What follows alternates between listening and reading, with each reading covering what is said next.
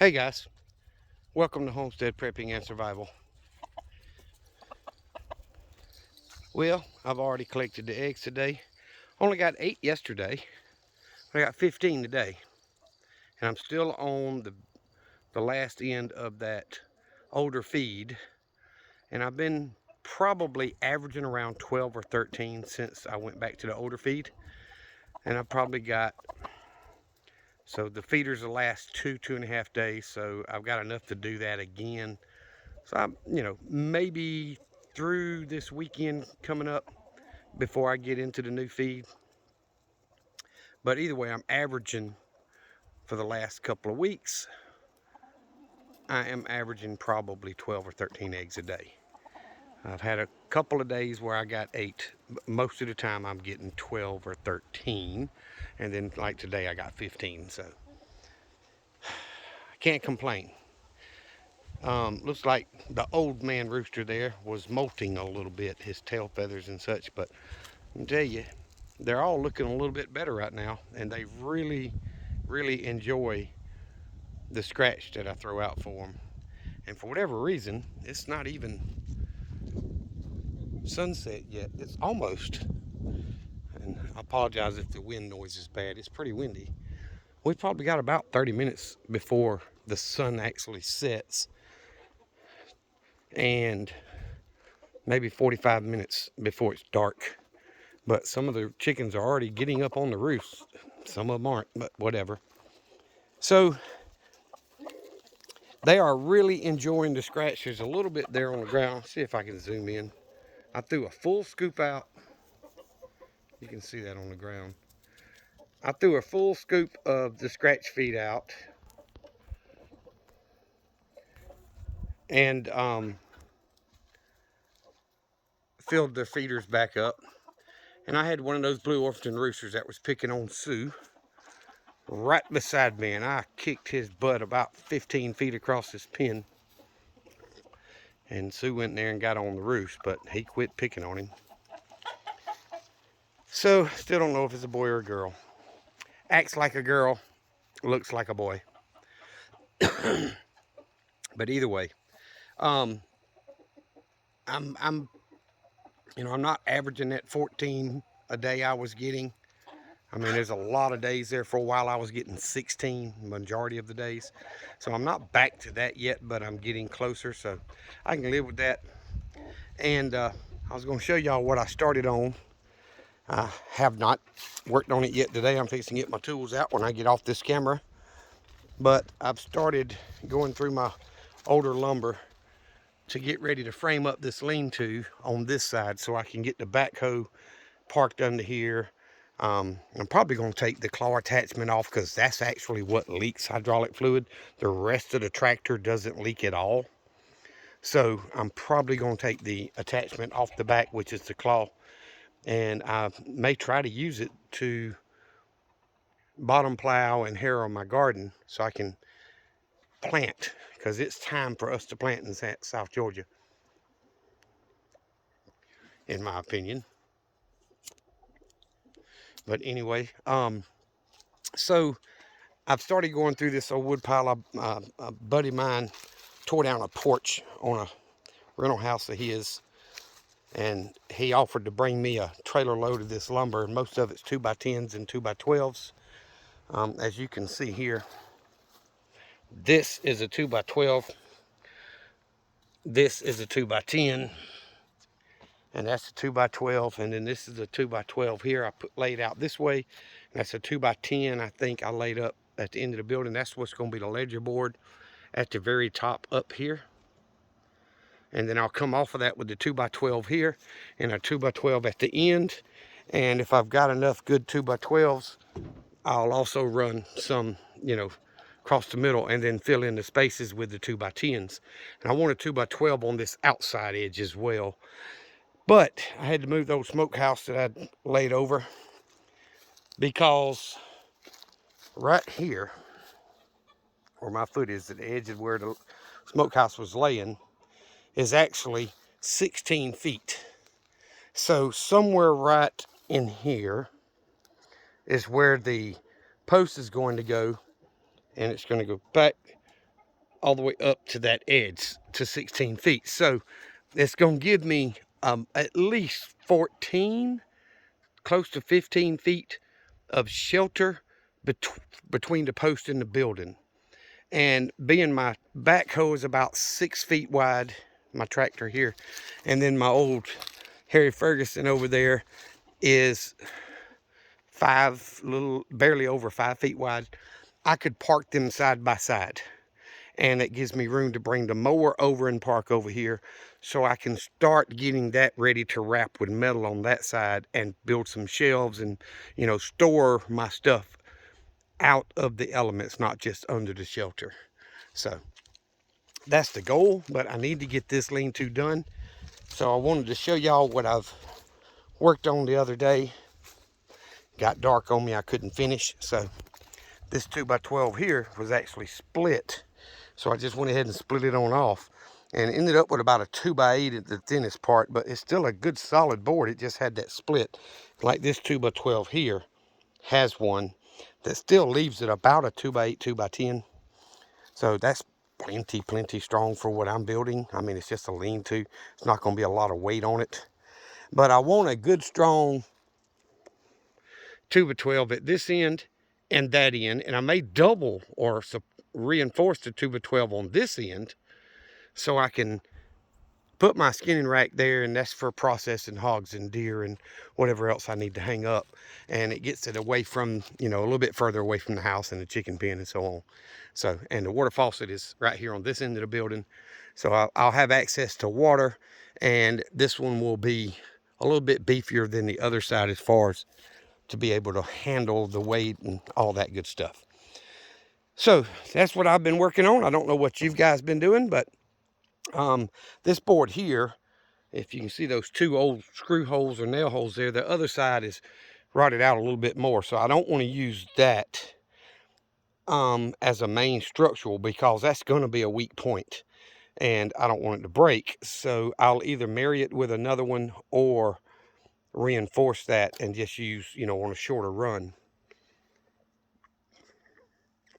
But I literally gave my buddy 20 bucks. He wanted just money for gas to haul the stuff here and give it to me, and it's been sitting here on the ground for well over a year. So I'm having to go through and get the old screws and nails out of it, and I'm picking through the best lumber. Is going to be the main frame, and then the rest of the stuff will go in between. And I'll probably end up having to buy, you know, some post or some more boards for framing for lights and whatever. But it should not cost me an arm and a leg to build this thing. My brother gave me all this metal. Y'all know I laid out, and it's been laying here for months. So I'm going to pick through and get what I need for the roof over here.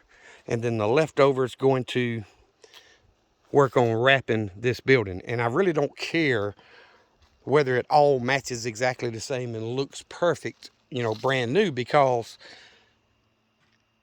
if it looks old, people tend to leave it alone. If it looks all brand new and stuff, people get snoopy and want to come look and mess with stuff and steal. And, you know, I don't feel like going to prison for shooting nobody, so let's keep that down to a minimum.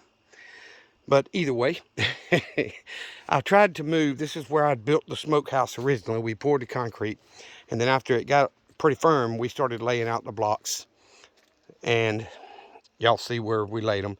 And the idea was a fire built over here with the pipe from here into that side, into the left, so that the smoke and some of the heat, but mostly smoke, will go into this side and into the little building we built on top. So it's called a cold smoke, and that will smoke the meat really well and help dry it out, because I mean, smoke is warm, but it's not going to be hot like an oven.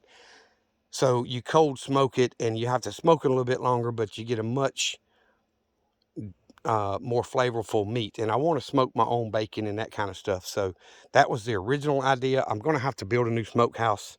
That was built out of heart pine, tongue and groove stuff that was given to me, and I just kind of let it get away. So it's still strong. I mean, it's laid on its side, and I kicked it over. So I mean, I could make it work, but I'd rather just build a new one. Either way, this is going to be under the new shelter. So I can't get this bottom layer of blocks to move. It's bonded to that concrete just enough to where I can't move it. And I don't want to bust the blocks, but I may get out here and figure out somehow, try to knock them loose if I can, and then rebuild this in another location. But worst comes to worst, I break the blocks that are on top of the concrete and just leave the slab there. I could probably pick that slab up, because we poured it by hand, with the backhoe or with the tractor. I mean, the bucket's rated for 1,100 pounds, so it'll pick that up pretty easy. It's just a matter of digging and getting straps and stuff under it to pick it up, if it didn't break. And even if it did, you know, put it back on the ground, lay the pieces together, and it'll be fine. It's a smokehouse. But that's the idea. I have not been idle. I have had a couple of long work days. Yesterday I didn't get home an hour and a half, 2 hours after dark. And, you know, by the time I got home and checked on the chickens and got the eggs and fed the cats and checked on the dog and, you know, got ready for work the next day and cleaned up and didn't even eat supper and went to bed, I mean, kind of ruins your day. But the idea is to get this lean-to built, see if we can't get some progress made before it gets too hot in the summer, and have a place to park that backhoe, or that Yanmar tractor with the backhoe attachment. I still call it my backhoe. And have a place to park the tractor, and have a place to park the mower, and then I'm going to leave the generator and all over on this side, but I need room to be able to work. So it'd give me a place to put, you know, stack the hay and all that stuff on that side, and then I can have a workbench up here, because this little power horse generator, the main seal leaks, so I want to get that generator head off, get that main seal replaced, get it put back together, and I plan on giving that generator to my middle child and her husband, so they'll have a backup power supply, because they're the furthest away as far as who lives here. And that'll give them something, you know, to keep their freezers and all from going out if the power goes out. So that's the idea. Look at there, the carpenter bees are already out, and he's trapped in that bottle. Can y'all see him? Let me see if I can zoom in. See him in there? He'll be alive for a day or two, but he'll die in that bottle. He won't ever figure out how to get out. And that's a good thing. They destroy lumber. But anywho, I know y'all are keeping up with, you know, the overall general news of what's going on in the world. Guys, I've told y'all before, I subscribe to Southern Prepper One. David is a really smart guy. He's not one that pushes a bunch of clickbait bull crap and you know, titles that make you want to click the video and it turn out to just be nothing. He's not one that does that mess. And he's been, you know, I've told y'all before, he was the original judge, I think, for the TV show Doomsday Preppers back in the 90s or whenever it was, for the first couple seasons. And he really knows what he's doing. He's been doing this stuff a long time. And I was doing it before I even knew they called it prepping. So he's saying that he feels like we're as close to World War III as we've ever been. He feels, and this is how I feel as well, guys, so that's why I'm repeating it to y'all, that we are very close to World War III. And if that is the case, if that's what ends up happening, I mean, I honestly think it's going to be much sooner than most people think. You know, I'm going to tell y'all, but I tell my family this exact same thing. I really think 3 to 6 months, we're going to see something happen on a world scale as far as what's going on right now. If things don't change, in 3 to 6 months, we're going to see something happen that none of us are going to like. And David on Southern Prepper One did a video, I think yesterday or the day before, talking about how most people will not survive and that he wasn't as prepared as he really wanted to be. And guys, none of us are. If you're not a millionaire and really focused on prepping 100%. You're never going to be 100% prepped for whatever's coming. I really wish those roosters would quit. Sorry, I moved my hand. But you're never going to be 100% prepped, guys. You just got to take baby steps, move a little bit forward each day. And another channel that I follow, a couple of them actually, Pinball Preparedness, and he's got a second channel just in case Pinball Preparedness gets another strike or whatever, is Pinball Prepping. But Pinball Preparedness is one that I watch. He usually puts at least one video out a day, first thing in the morning, you know, 6 or 7 or 8 o'clock in the morning, he puts his first video out. He talks a lot of the world news. He also does a lot of gardening and growing things and prepping type stuff. He's, you know, I haven't met either of them guys personally, but I've been following them long enough that I really respect their opinion. And, you know, I think a lot along the lines that they do. And then another one that I follow, and this is a young couple, and I know there's some other people out there talking smack about them here a while back, but I follow enough channels of real people that have real audience, you know, that tell you the truth regardless. The Macs, just plain old The Macs, M-A-C-S. It's a younger couple. I think they've got 5 or 6 kids, so it's a rather large family, especially for today. And they are the real deal. I mean, they teach processing animals. They teach canning. They teach growing stuff. He has a video pretty much on anything you can imagine as far as homesteading goes. And, you know, they're awesome channels. Every single one of those that I value their opinion are feeling the exact same way that I'm telling y'all I feel, which is we are extremely close to something none of us want to see happen. None of us want to have to live through. But if you're not prepping, you're not going to. I prep for my kids and my grandkids and my close family. Of course, I can't prep enough to feed everybody forever. But a big part of my prepping is having the ability to do things if an EMP was to hit and the grid was down and wasn't coming back up in 10 or 15 years. And one is that old Harry Ferguson tractor. Yes, I need to have some work done on it, but that tractor will be running after I'm gone.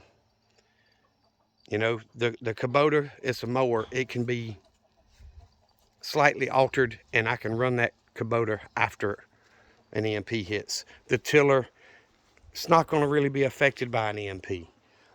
This tractor here might be, but it's a diesel. It can be bypassed and used. You know, you can do things that's going to help these things run after an EMP.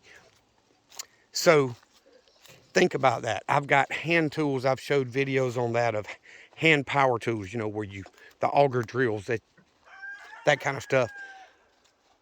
Guys, you're not going to be able to store enough food to survive for 10 years. Like I say, if you're not a millionaire, you're just not going to do it.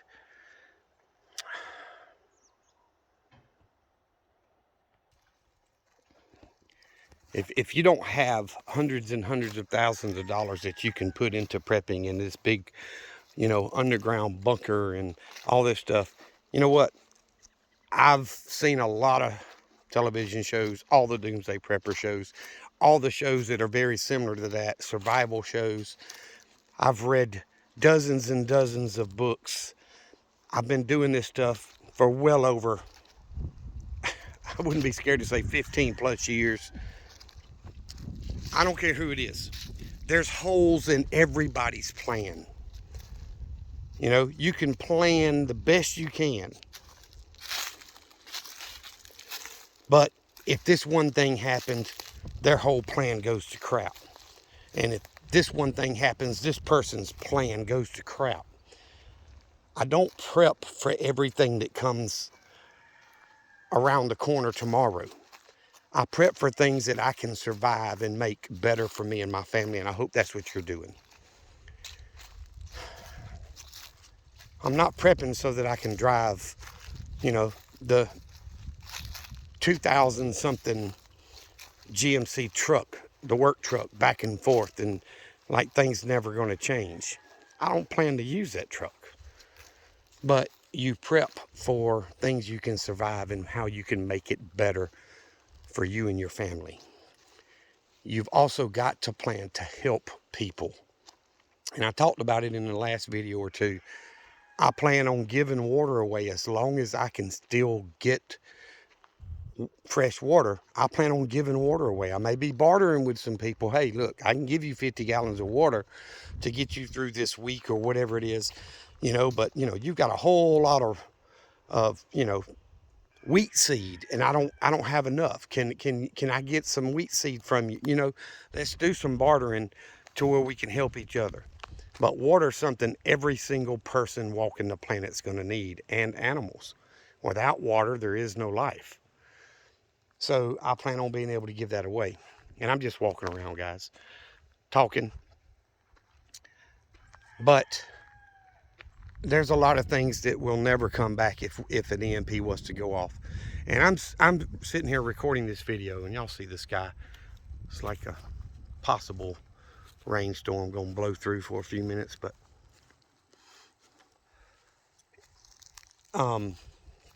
you're never gonna be 100% prepared.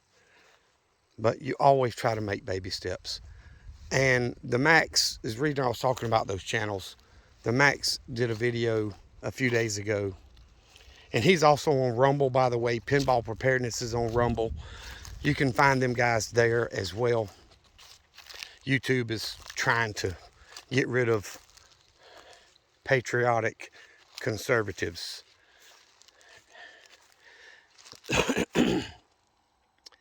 But the Max did a video a few days ago about the top 10 things, I think it was, that you can buy now for under $25. So, and the way he put it was, you can spend $25 a week if you go weekly shopping, or you can spend $25 every other week, or $25 a month. But he named these small things you can buy. You don't always have to buy in bulk. If you buy enough small packages, you end up with a lot. And if you can just spend $25 a week or $15 a week, you know, whatever fits your budget, but you've got to want to do it. So you got to fit it in there. Spend that same amount of money, get the basic necessities. You hear preppers all the time talking about rice and beans and rice. Guys, I've got hundreds and hundreds of pounds of rice put up. And other stuff. But you're going to get tired of the same thing over and over again. But you know what? I'd rather get tired of it than starve to death. So after you get your whatever length of time you think you need to be prepped for, after you get that and get it put up, then you can start adding other things to it. Walmart, you know, a lot of people hate Walmart. I'm one of them, but there's some things you just can't buy at a reasonable price anywhere else. But dollar stores, you know, the Dollar Tree, I hate Dollar General, but you know, Dollar General, all these little convenient dollar stores, Walmart, have got spice sections where you can go in there and buy spices. Well, the Max was talking about McCormick has a lot of non-GMO spices and things that, you know, will help you not only make your food taste better, but also some things that can help you medicinally. You can go in there for 97 cents or for $1 or $2 and buy this little thing of spice this week. And then, you know, every time you go shopping, buy an extra box of salt. Salt is something we all need, and it doesn't go bad. Yeah, it'll get hard, but you can break it back up and still eat it. It doesn't hurt you. It doesn't hurt the product. So if it's stored dry, you're fine. Buy an extra box of salt every time you go shopping. Buy 2 extra cans of canned vegetables every time you go shopping. You know, some people hate tuna fish, some people love it, but buy some tuna fish every time you go shopping, whether it's 1 can or 2 or a 5-pack or whatever. You know, buy some canned protein items that's going to add to that stuff, because rice is not a meal. Rice is a filler. You can take a meal and add rice to it to make it larger, to feed more bellies, while you're adding that spice and that protein to it, so that you're getting the nutrients you need. And something else that I don't remember him talking about, but guys, you need to be stocking up on multivitamins for children and for adults. You can buy that stuff relatively cheap now, and just buy a bottle a month or a bottle every 2 weeks, whatever you can afford to do. Buy a bottle of that stuff and put it up, because you're going to need the extra vitamins when you're not eating as healthy as you should be. I had to walk back over by the roosters, didn't I? But anyway, guys, I know this video is a little longer than normal, but that's what was on my heart. I've been listening to these guys, and they talk a lot of good common sense. Pinball Preparedness, Southern Prepper One, the Max, and there's quite a few other good channels out there. Some I watch just for entertainment purposes. Arms Family Homestead, you know, he's a huge channel, huge on Facebook and YouTube. I watch Daniel Arms and his family for entertainment. I watch Keeping Up with the Walkers for entertainment. You know, all of them do some type of homesteading stuff, but the important channels to me are the ones that help me grow as a prepper and help me remember to do something that I had forgotten about or didn't think about at all. And that's what we're here for. So if I can help y'all in any way, please send me an email. My email's in the About Me section on YouTube. I don't know how it works on Rumble, but, you know, you can email me. You can comment on the video. And if you don't like doing all that stuff, you know, send me an email and say, hey, here's my phone number, and can you give me a call? And then I'll email you back with my phone number. We'll set up a time that we can talk on the phone. Whatever I can do to help you guys be better prepared. You know, I'm not telling you that you've got to be $1 million prepper, but I'm not going to be hungry 2 weeks after crap hits the fan. I've got enough food stored to feed me and my immediate family for 2 years. And that's not even if I plant food. That's not even if I raise animals. That's just what I've got put up. Now, are we going to be eating steaks every meal? No, but we're not going to starve. I've got a lot of food put up, and nowhere near what I used to have put up. I've got 1,000 gallons of drinkable water put up. I've got a hand pump well that I can put on my well out here and get fresh water if that's what I have to do if there is no power. I've got solar power on the house that go through charge controllers that charge my battery bank. I've got 1,200 amp hours of power stored in those batteries. I can run pretty much my whole property off of my off-grid system. I'm not going to turn every light on and every air conditioner on and all that stuff and use it all up. And, you know, you have to conserve it. But I can keep my freezers going. I can keep my refrigerators going. I can keep the water hot when we need to take baths, showers. Oh, rooster just don't want me to be heard, and this pollen's making my voice hoarse. So anyway, guys, I appreciate y'all watching. If you have not done so, please subscribe to the channel, follow the channel, hit that like button, hit the thumbs up.